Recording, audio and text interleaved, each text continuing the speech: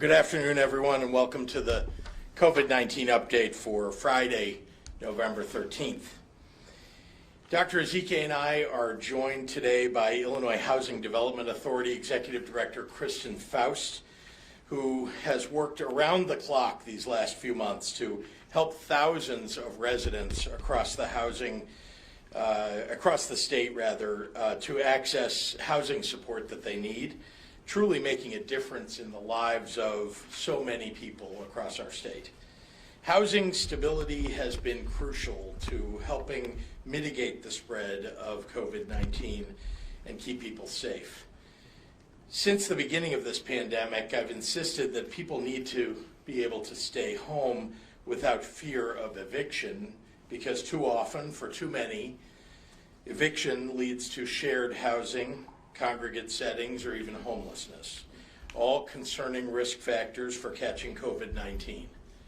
With or without this current crisis, everybody deserves a place to lay down their head at night.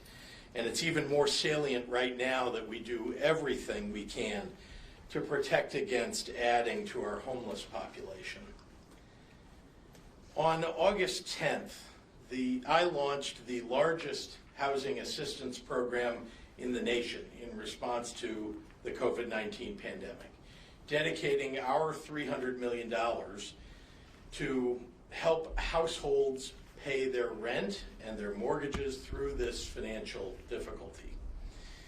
To date, we've awarded $182 million in assistance to support 36,400 renters suffering financial hardship from the pandemic who are unable to make their monthly payments.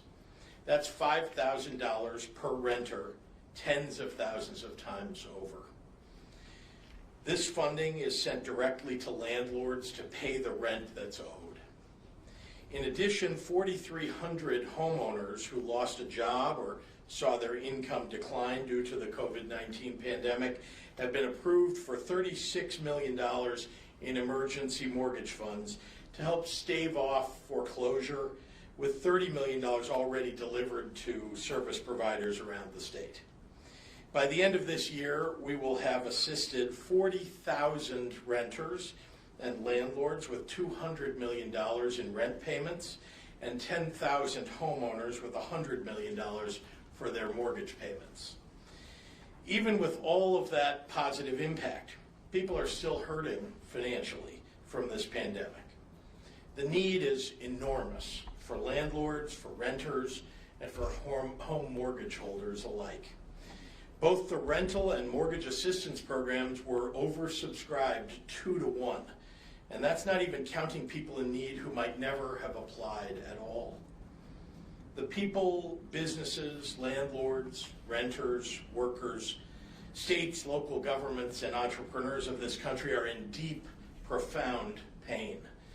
And we need new congressional stimulus for people in this country as soon as possible. But because we can't just wait around for the Republicans in the U.S. Senate to take action, I'll also be extending the moratorium on evictions for an additional 30 days. It's the right thing to do to protect our most vulnerable residents. But landlords and property owners are a crucial part of Illinois' housing cycle, just as much as renters, and they deserve protection too. So with input from smaller landlords and property owners, this new moratorium will ensure that the rents are paid by tenants who may have been taking advantage of the eviction moratorium, but who are in fact able to make their monthly rent payments. In line with the CDC eviction ban, only renters who have earned no more than $99,000 in annual income or $198,000 as joint filers for this calendar year are covered under this extension. Renters unable to pay will be required to submit a declaration form to their landlord certifying that they are unable to pay their rent due to the substantial loss of income or an increase in out-of-pocket expenses stemming from the pandemic. This form will be available on the Illinois Housing Development Authority website for easy access. Just visit that website at ihda.org. This new order also clarifies that enforcement of pre-pandemic eviction orders can indeed move forward if there are serious health or safety concerns. We extend this protection for housing stability as we ask Illinoisans in every part of the state to stay home as much as possible, because the situation we face now is increasingly dangerous for healthcare workers and hospital systems, especially in every part of our state.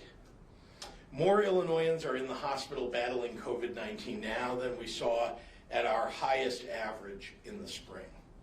And increasingly, we have regions at risk for potential ICU bed shortages and staffing shortages as our case rates continue to rise. As our positivity grows, so does demand for testing. Today, we've reached a new high in our testing rate with 106,540 tests returned in the last 24 hours.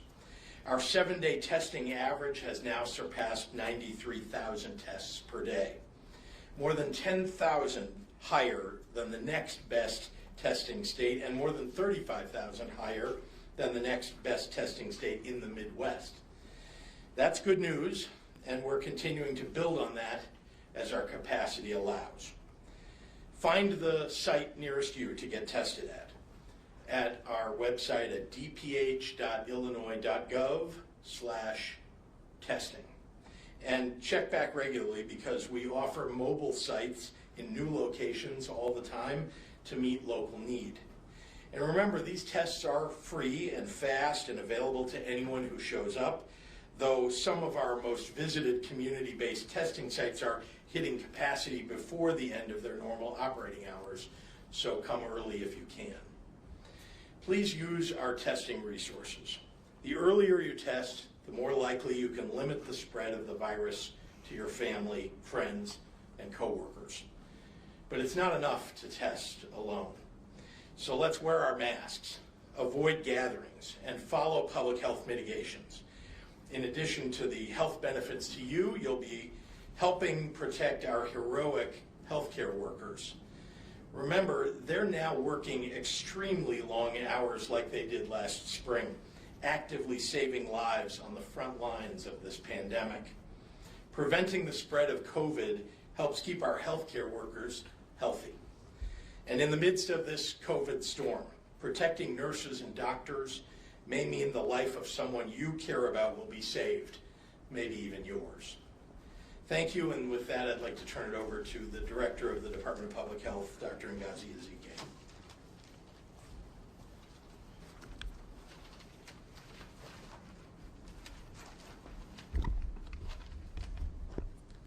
Good afternoon and happy Friday the 13th. As we head into the weekend, I want to issue a plea for people to stay home as much as possible. I know on Fridays, TGIF, people are thinking about the weekend, you want to get together with friends and you want to get out and you want to do things. But the truth remains that the virus is running rampant through our communities and throughout our whole state and throughout neighboring states, the entire country. And the more people go out and move out and are in contact with others, the greater the potential of spread of this virus and the longer this pandemic will last. If we want to be able to go out to eat, to finally have that wedding that's been postponed since the spring, to visit family and friends, we need to stay home now to be able to achieve that later. And the only way we can begin to get back to normal is to reverse the trend, to decrease the number of people getting infected every day, to decrease the number of individuals getting into the hospital, to decrease the number of deaths. And to do this, we just have to decrease the opportunity of the virus to spread in the first place. I know there's COVID fatigue, but we have to be on guard against complacency. It's easy to want to fall back into our old ways and give up on this virus.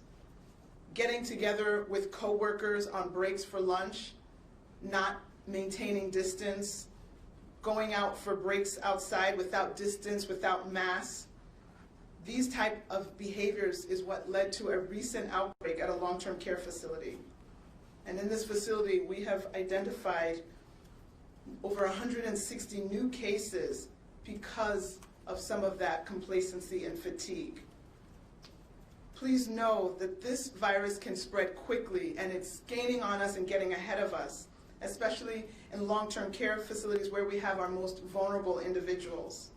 This can happen anywhere. So if you've been vigilant and want to loosen up, please, now is not the time. We can continue to make progress, but we all have to stay doing these things that are so essential. This is an invisible enemy, but has very visible consequences, consequences that are palpable. And if we let our guard down, we will let the enemy take us over. Please continue to take all the precautions so that we can eventually win this war, and sooner rather than later. As the governor mentioned, in the last 24 hours, more than 106,000 tests were resulted, which is an all-time high for us, for a total of more than 8.8 million tests since this pandemic began. Unfortunately, 5,362 individuals are reported to be in the hospital with COVID-19, and of those, 990 patients were on ventilators, and 990 were in the ICU, and 488 were on ventilators. Again, since passing that 5,000 mark, we've been increasing every day, and these are all-time highs, breaking any numbers that we saw in wave 1. Since yesterday, 15,415 new cases, new individuals in Illinois that were not previously diagnosed with COVID-19 have been reported, for a total of 551,957 cases. We have received report of 27 additional deaths in the past 24 hours, but I have to put an asterisk by that 27. There were some data systems that connect with each other that experienced a delay, and that delay has resulted in information for the last 24 hours not being complete. And so I want to say that in advance, because tomorrow we will have additional numbers from today plus tomorrow's totals. Each of our individual actions will determine our path going forward. I say that we are all authors, that we have the pen with which to write the next chapter. And that can be a chapter of further gloom and doom, or it can be a chapter where we actually turn this around. Remember that the more we go out, the more we get together, the more we travel, the more events we attend, the longer this pandemic will last, and the gloomier that next chapter will be. Please, Governor Pritzker talked about the heroes on the front line. We all have the chance to be a hero. We all can be a part of saving lives by just wearing our mask, watching our distance, and washing our hands. And please remember, your mask needs to cover both your nose and your mouth. I know a lot of masks being worn under the nose, and or even under the chin, that's obviously not going to be beneficial. So thank you, and now I will repeat the comments in Spanish. Buenas tardes a todos. A medida que nos acercamos al fin de semana, quiero pedir a la gente que se quede en casa cuando sea posible. Sé que los viernes y el fin de semana queremos reunirnos con nuestros amigos y salir y hacer otras cosas. Pero el virus se está extendiendo por todo Illinois y los estados vecinos. Cuando más personas salgan y estén en contacto con otras personas, el potencial de propagación del virus sube y más durará esta pandemia. Si queremos salir a comer, planear la boda que tenía que posponer este verano y visitar a familia y amigos, tenemos que quedarnos en casa lo más posible. La única forma en que podemos comenzar a volver a la normalidad es revertir el curso en que estamos. El número de casos, el número de gente que está en el hospital, el número de muertes tienen que bajar. Para hacer eso tenemos que disminuir la posibilidad de que el virus se propague. Desde ayer se han reportado 15.415 nuevos casos de COVID-19, para un total de más de 551,000 casos en Illinois. Desafortunadamente estamos reportando otras 27 muertes para un total de 10.500 vidas perdidas. 5,372 personas pasaron la noche en el hospital con COVID-19 y de ellos 990 personas están en la unidad de cuidados intensivos y 488 pacientes estaban en ventiladores. En las últimas 24 horas se han informado más de 106,000 pruebas fueron hechas para un total de más de 8.8 millones de pruebas aquí en Illinois. Cada una de nuestras acciones determinará nuestro camino a seguir adelante. Lo más que salimos, más nos juntamos con familiares y amigos, más viajamos y vamos a eventos, más durará esta pandemia.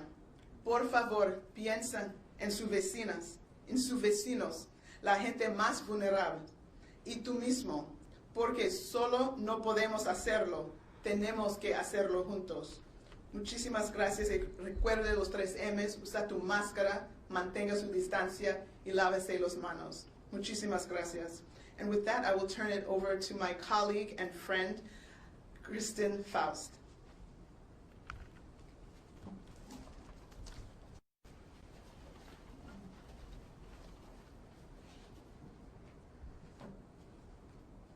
Thank you, Dr. Ezike. Perhaps my remarks will be a bit of a bright spot on this Friday the 13th. On behalf of the board and staff of the Illinois Housing Development Authority, thank you, Governor J.B. Pritzker, and thank you to the General Assembly for creating the nation's largest emergency housing relief program. Thank you for highlighting the importance of stable housing to curb the spread of COVID-19 and for giving IDA the opportunity to administer this program. We embraced the opportunity wholeheartedly. We knew there was no time to waste. We wanted to provide aid quickly to as many people as possible throughout the state, but we had to design the program entirely from scratch. Governor Pritzker, you signed the bill authorizing these funds on June 10th. And by August 10th, just 2 months later, we had the application portal open. And on Tuesday of this week, just 90 days later, we have reached our initial goal of approving 30,000 rental applications. You heard the governor, $182 million have already been approved. $135 million of that is already on the street, and the remainder will be out by next Friday. This has been a Herculean effort by the IDA staff, and I could not be more proud of their efforts and the whole team, the countless nights and weekends getting these programs off the ground, all while working from home. IDA staff is driven by their belief in public service and their desire to help. Their enthusiasm, operational excellence, and dedication is phenomenal. But it took much more than the IDA team to make this program a success. We reached out to 62 unique housing counseling, legal services, and community-based organizations across the state and asked if they would help us. They rose to the challenge unhesitatingly. They got the word out to hard-to-reach populations, assisted renters and landlords with the application, answered questions, provided aid in 16 different languages, and were able to help those without the technology to apply. They helped us to ensure our program is equitable and inclusive, a program created to help as many Illinoisans in need as possible. Thank you, community partners. We couldn't do this without you. And there's another group I want to acknowledge, the tenants and the landlords who are weathering this COVID storm, who are doing their best to live up to their responsibilities, but who find themselves with not enough income to pay their rent, or in the landlord's case, no rent to pay their bills. Governor Pritzker has been undaunting in his efforts to provide guidance and aid to the people of Illinois. These programs would not have happened without his advocacy. And these housing relief programs are giant steps forward, and we're proud of our work serving families across the state of Illinois. But we know that this first round of funds is not enough.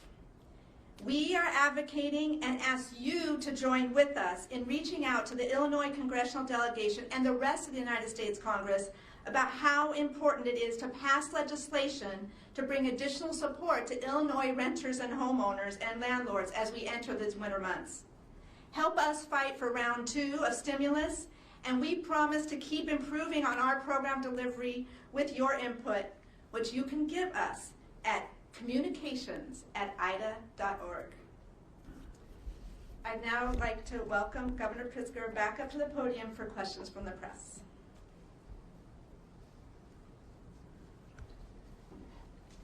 Thank you very much. And before I take questions, I just want to say that we have a lot to be proud of in the state of Illinois. And one thing that I think people should be very proud of is the people who work at our Illinois Housing Development Authority. You can see by the enthusiasm of Kristen that she gets at everything right away and works hard to get it to completion. And it's the people that work for her who make all of that happen under her leadership. And I'm very proud of the work that they've done. There's so much more help that we need to offer to people who are renters and homeowners who are suffering during this time. But I think you should all know that IDA is standing with you and working very hard on your behalf. So with that, I'll be happy to take questions. Governor, a question for you about the number of cases today. It's a stunning number, 15,415. Excluding data anomalies in other states, this is apparently the biggest single-day increase any state in the country has seen. Yeah. Tripling in the last month. We have viewers who are concerned and upset. The question I have for you is this. Starting last Friday, you began combining confirmed cases and probable cases. Can you unpack for us the 15,000 figure of how many are confirmed and how many are probable, and whether or not that sort of creates a larger headline than it would have 8 days ago if we went into the old math? Well, I love that there are people who think there's some conspiracy to this. This is a CDC guideline that we're following. I'd like to turn it over to Dr. Ezike, if you don't mind, just to talk about why those numbers are combined. And I'm not sure if you know exactly what today's breakdown is, but that might be helpful as well. Thank you. Okay, so we had 15,000. I don't have the numbers exactly, but I know of the 106,000 tests that were resulted over the last 24 hours, about 7,500 were antigen tests, and we can, and those antigen tests are in the probable, but all of those tests obviously were not positive, but about 14% of those, about 7,500, so someone can help me do that math, but it is not being, that 15,000 is not being driven by the antigen test. We just have a lot of disease. But it doesn't matter if it was antigen tests. Those are also COVID patients, and so I think we have to just get away from the idea that those are somehow half a COVID patient or less of a, I mean, they are COVID patients. They're individuals who are diagnosed with COVID are going to be treated for COVID, and a percentage of those are going to go on to need hospitalization, and unfortunately some of them are going to die. So whether you were diagnosed with the molecular test or the rapid antigen test, I don't think we want to get into parsing out how were you diagnosed. Those tests tell people who have COVID, and we're going to care for all of them the same. But Dr. Ezike, so the PCR, the molecular test, is much more reliable. And this is kind of goofy, but Elon Musk today took 4 antigen tests. 2 came back negative, 2 came back positive. The Chicago Bears one time, they had 9 false positives. Those were also the rapid saliva antigen test. Is there any way you could push back from the CDC and just say, can we separate those and not count those tests because they are not as reliable as the PCR? So actually, if you want to get into the sensitivity and specificity, they're both tests are in the 90s, in the high 90s. So those are both good tests. Yes, there's always a gold standard test, and the PCR test is the gold standard. But just with many other screening tests that you can have, take a pregnancy test. You can have a blood test. You can have the one that you can get from the drugstore, even the dollar store, and you will still use that. And you know that that's going to give you a reliable result. Are there a few cases in which it won't be perfect? Yes, that's true, but that doesn't mean that you're going to throw away a positive pregnancy test and say that there's no way you could be pregnant. So I think people just need to wrap their arms around this test and understand it's a very good test. It's better than some of the other tests that have come out before it. I think the data, again, with anything that's new, you will have research papers and science and literature that will come and give you all of that additional data to support what we're saying now. But this is the CDC recommendation. We have a test that is good, that will give us accurate results. It helps us identify cases even sooner, which is so important when you're trying to have the people who are infected isolate as soon as possible instead of spreading it around. in the interim while waiting, 2 days for the PCR result. Can I just ask a If I- follow-up, Dr. sorry, go ahead. Sorry, on the initial questions here. So if we were using the mathematics of 9 days ago, 8 days ago, where we did not combine, what would today's number be? Because I feel like people are used to an apples to apple, 14% of 7,000 is about 1,000. Okay. So it would be 1,000 less than 15,000. What are we, 500? Yeah. And Chris, I'll get you the exact breakdowns Yeah. from TPH. I We just, have I, them. yeah, I think, Yeah. may I just say though, there are people who are kind of promoting some sort of conspiracy here about it.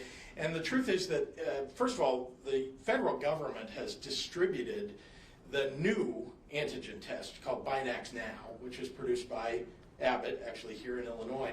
And it has a 90+%, I don't know what the exact number is, sensitivity. So it's very close to the PCR test, but yes, it's not quite. And that's why the CDC wanted to divide those numbers up. But it's not, literally you're talking about roughly 1,000 tests, roughly 100,000 tests that are PCR, and roughly 6,000 or 7,000 that are antigen at this point.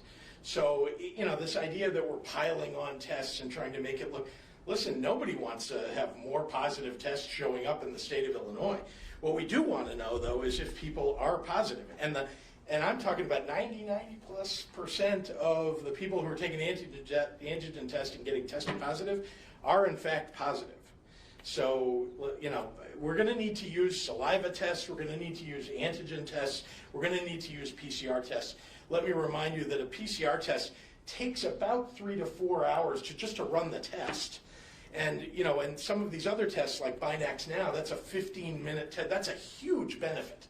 To be able to test lots and lots of people in a very short period of time, that's a huge benefit. And so we're going to take advantage of the fact that the federal government sent us those tests. So, Governor, to the Eric. point Oh, of great. to the point of the underlying question, which was, your reaction to these numbers today, regardless.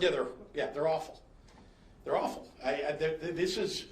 We are at a crisis level. I've said that for some time. If we're watching these numbers go up, there has got to be some personal responsibility that gets taken by not only people for wearing masks in their communities and asking their neighbors and friends who are not wearing masks to wear them, but also the local leaders, as I've said, who are taking no responsibility. And in fact, they're leading others to believe that, it's okay if you gather in big groups. It's okay if you have a concert in your bar. It's okay if people don't wear masks. And that's just wrong. That is the conspiracy that is working against the people of the state of Illinois. In terms of the Chicago area specifically and non-ICU bed availability, I know according to the website, regions 7, 8, and 10 are now below 20%. In the first wave in the Chicago area, did it ever get below 20%? Where are we right now compared to the low point of the first wave as far as hospital beds? So I've tried to make that distinction that in terms of the wave one, this wave two is really hitting in a different way. Regions 10 and 11, Cook County and Chicago specifically, really took the biggest hit. And so the numbers that they peaked at, they have not reached them yet. But Region 7 is at that peak already. Regions 1 through 6, they've already exceeded what they saw in wave 1. So let's see, for Region 10 and 11, they may be just under 20%. We can get you those numbers. It's hard for me to memorize all of the numbers that I'm trying to keep on top of every day. But we are seeing capacity decrease everywhere. Because as you get this many cases, which translate into a certain amount of hospitalizations everywhere, I think you've seen all the numbers that have been put up, 100%, 200%, 300% increases depending on where you are. So everyone's capacity is being threatened. You've identified the ones that are the most imminent, but everyone is heading in the wrong direction, and so everyone's trying to make plans on how we're going to brace for that and be able to have care for not just the COVID patients, but if someone has a heart attack tomorrow, that person is also going to want to have a bed in a hospital, and whether it's a COVID person in that bed or a flu person in that bed, that heart attack victim needs to have some care too, and we need to make sure that going into these coming months that everyone's going to have a bed to be cared for. Any more discussion on perhaps limiting the elective procedures? I know I asked a few days ago. All options on the table. Many hospitals have already gone to that. There are hospitals that have already shared that they've already started postponing some of the non-emergent procedures and surgeries because they had to, because they needed the staff, you know, because their own staff have come down with COVID or are in quarantine or whatever the situation is. Staffing issues, you have to redirect some of the staff that would have been involved in the non-emergent procedures, you know, to the inpatient care. So that is already happening. We are also going to share some guidelines around that. But again, we know that the hospitals will do what they need to do. It's going to be obvious if they don't have beds, if they don't have staff, that there's going to have to be some reconfiguring. And so we're going to partner with the hospitals to do just that. That's happening in the Chicago area, some of these hospitals you speak of that are taking these steps? No, I haven't heard that in the Chicago area, but that has happened in other places across the state. Dr. Zika, are you still up there? We asked you about the vaccine. Have there been any hospitals in Illinois identified yet or are going to be the first to get this vaccine, and where do things stand with that? Right, so the process, again, if you go to the website to see the plan that we submitted to the CDC, I think October 16th, we have, the process is explained there, but there is a pandemic provider enrollment. And so everyone who is going to be part of this COVID vaccine effort has to enroll and sign up and go through the training and accept to, you know, prioritize the patients in the way that we're recommending to ensure equity and ensure the highest risk people and our first responders get it first. So when the vaccine is ready, it will go directly to the people that have been enrolled. So does that get to your question? It will ship directly. But there's no hospitals in particular that are going to be prioritized necessarily. Well, hospitals can enroll as well. So hospitals are amongst the groups that will enroll to receive vaccines. So hospitals, clinics, individual providers, everyone is enrolling, and then the IDPH will be monitoring some of the allocations, but it will be direct shipped to each of those different locations. Governor Pritzker, please. Yes. This will be the last question. Okay. Sure. You mentioned that we have potential for bed shortages in the hospitals, but if you talk to doctors at Rush and Northwestern and UC, they said, yes, there's more hospitalizations, but the patients aren't staying as long because of better therapeutics. Yep. And since we're testing, back in May and June, we were testing 20,000 people a day. Yeah. Now we test 106,000. That's right. 560 Yeah, or 54 just yesterday. Very fortunate, So yeah. did you plan to prepare for this? Or Yes. You did plan. I mean, look, you can't prepare for who knew where we would go in terms of the numbers, right? But I think everybody had a sense that there might be a second wave. For Illinois, it's a second wave. For many other places, it's a third wave. But I think everybody talked about. We all knew that the fall, because of flu season, could become a big second wave, and so lots of planning put in place for a second wave. But we'll have enough beds for Illinois. Well, I can't guarantee that for sure. I mean, nobody, it depends. Are people going to follow the mitigations? Are people going to enforce the mitigations and so on? No, that's not a guarantee. There's no guarantee. I think I will say that Dr. Ezike and I both talked to hospital leaders.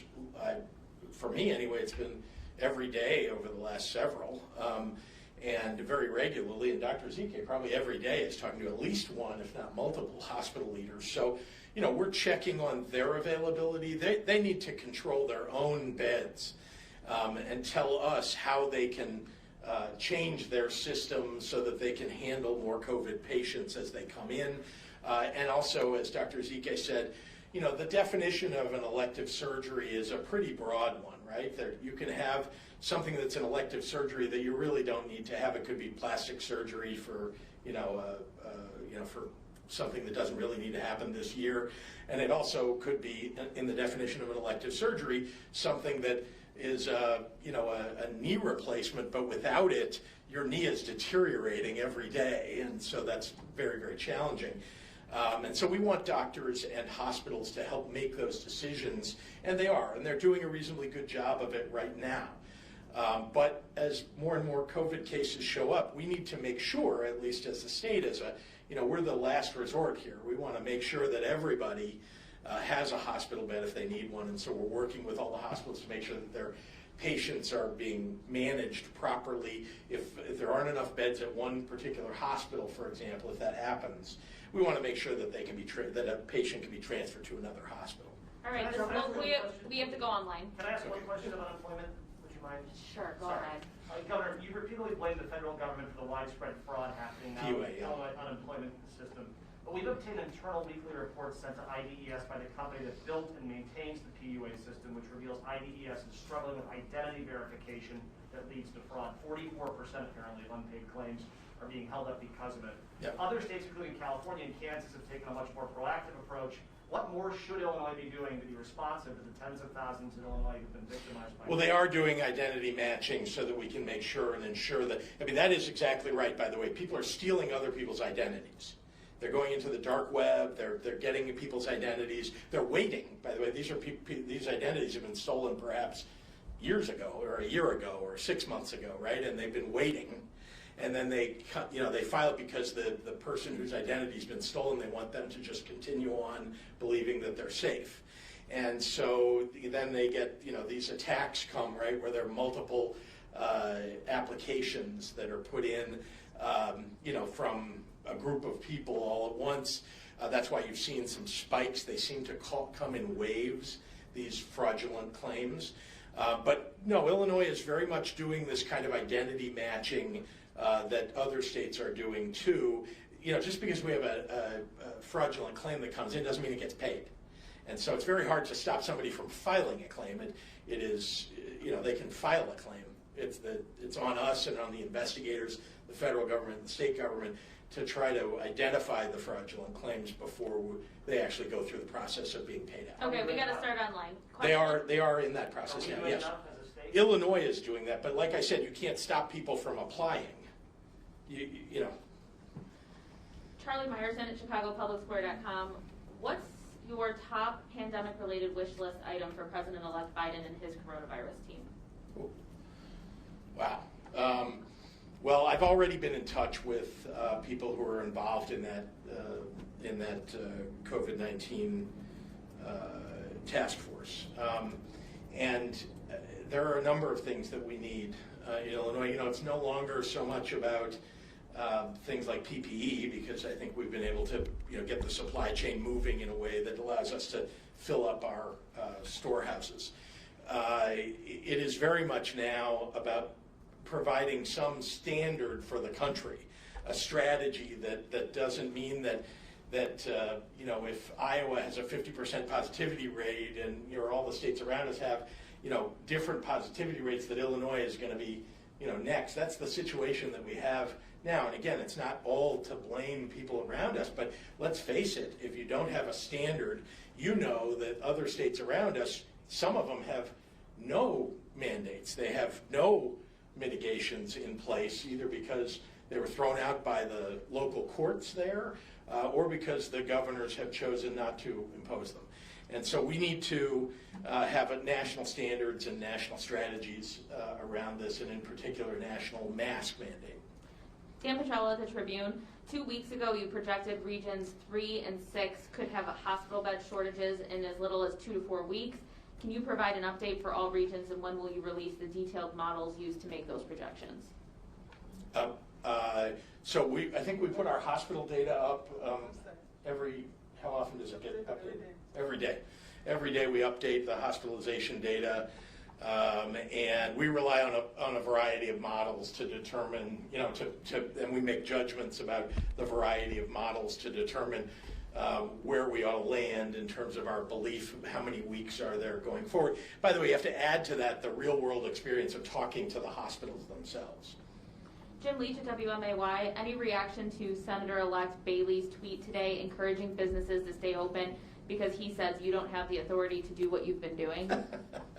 Well, Senator Bailey has been putting out falsehoods since the very beginning of this pandemic. Talk about a guy who purveys conspiracy theories.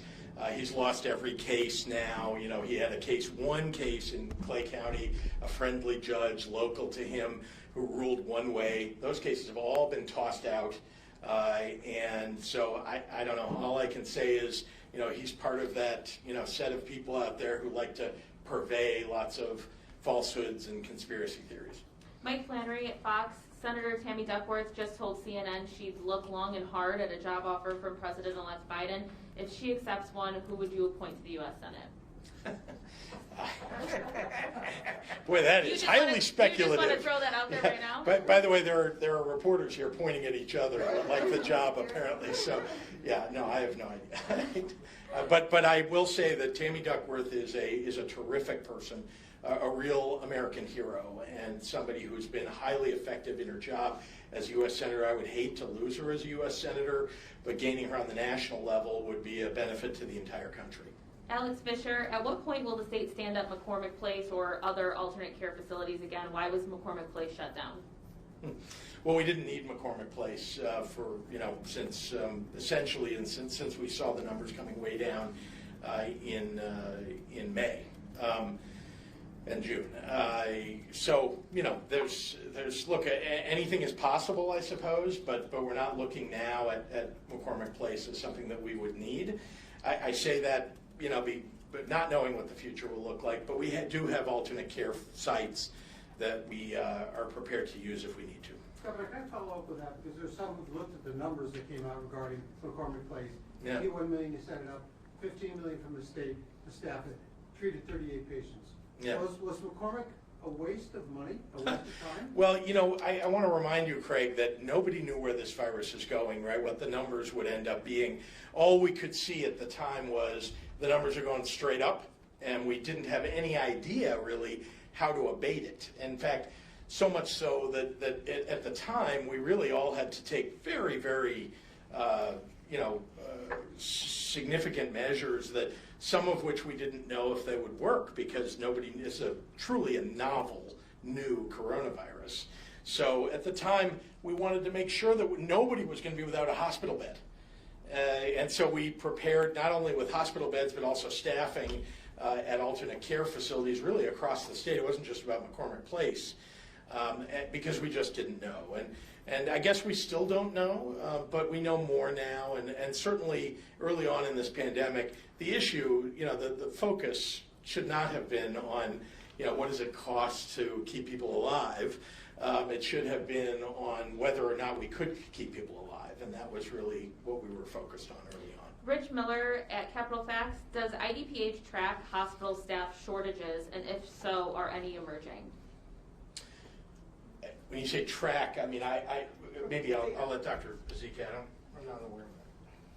So we have metrics that we follow, and we're starting to think about how we can gather that information. We get that information more anecdotally by making calls, or when people reach out and say, does IDPH have any staff? Then you're like, wait a second, we're not a staffing agency, what's going on? And then you hear some of the stories. But so we get it when we ask, of course, but we are looking to see how to make that more consistent, to know what's going on, because that's going to be an important issue going forward as more and more people get infected. And then this is just one follow-up, Dr. Zeke, on the same thing, and this will be our last question. What is the state doing to help hospitals with staffing issues? Right, so again, Remember what we did early on. No. I think, first of all, right, an ounce of prevention is always worth a pound of cure. So ideally, we would have all been working and rowing in the same direction in this boat to make sure that we did not get to this point. And as communities were starting to burn, that's when we really needed aggressive action to kind of tamp and dampen things. Now we're a little past that, where some places are already up in flames, and so now it's okay, what's the state going to do? So of course we are working with the teams. We, again, like Governor Pritzker said, we're talking with the healthcare leadership all the time, every single day, trying to see how we can coordinate within regions. Again, if there are several hospitals in the region and there are 3 or 4 that are at capacity, we need to bring everyone to the table to try to collaborate to see who can take what patients, what's the kind of arrangement we can create so that everyone has a bed. And so again, those collaborations are not already formalized, because most hospitals work independently or within their healthcare system and are actually see other hospitals as competitors. But we have to get past that mindset and bring on this new collaborative mindset, where there would even be maybe an operating system, an incident command that would supersede the individual hospitals, so that we can help direct traffic and try to Yeah, so those are the kind of plans that are in process that we're trying to lay the foundation for now, and hope that that will be a way forward. Again, all options are on the table. That's why we have this kind of stopgap of talking about, okay, with non-elective, non-emergent procedures, to start thinking about when you'd have to stop that to create beds and staff. So all of these measures we're hoping, but again, on the front end, that's where we have to all work. We can still affect what happens a couple of weeks from now by making sure there aren't new people getting infected, making sure somebody doesn't get infected tomorrow by wearing our mask and by keeping our distance and limiting. If we keep doing everything we're doing and not changing, no measure that we can do at the state level is going to allow us to have enough beds, right? And so the power, everybody's saying, what are we going to do? What are you going to do? Individuals need to take the responsibility to control this virus. And I'm really wanting people to step up and stop looking for somebody else to do the job that we individually have the power to do. Yeah, I need to add something to that. I just don't want to leave a misimpression. One of the reasons that we talk to hospitals on a regular basis is that we want to make sure that those networks are built. And so, for example, the Chicago hospitals talk to one another on a regular basis. They have transferred patients, for example, amongst themselves. One of the challenges in Illinois, though, is that, as you know, much of the hospital bed capacity exists in the northeast quadrant, let's say, of the state, in Chicago and the collar counties. But when you get to hospitals that are outside of the northeast area of Illinois, they don't have those networks as well established, and they don't network well with Chicago hospitals. And so we're working very hard to make sure that those relationships are well developed or better developed. The Illinois Hospital Association is one example of a gathering, a forum, let's say, for sharing of information among them. We're looking to them and at them for the possibility of literally data connections. Right now it's, hey, we've got a certain number of patients of a certain type. Can one of your hospitals take a certain number of these, right? Those conversations go on, but having a dashboard for them to look at on a regular basis and use that for making decisions about who they will call next is something that the state might be able to help them coordinate. But meanwhile, we're talking directly with them and making sure that each of the hospitals is developing the relationships that they need so that every patient gets cared for. Meanwhile, our hospitals are not overrun. But we have hospitalizations that are rising at a rapid rate, and we want to make sure that we don't get to a point where patients are getting turned away. All right, thanks, Thank everyone. Craig, that McCormick Place stuff was all federal money too, by the way. Thank you.